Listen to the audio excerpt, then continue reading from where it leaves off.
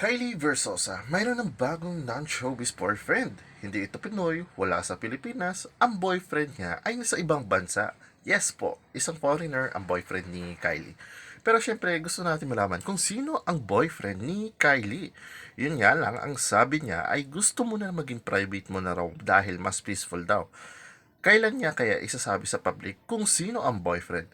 Sabi niya hindi niya daw alam.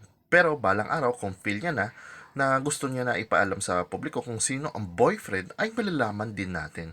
Basta ang alam niya daw ay masaya siya sa relasyon na yun.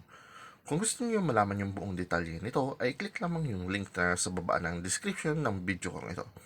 Anyways, yan lang ang balita ko sa ngayon. Ako si JB Showbiz Reporting.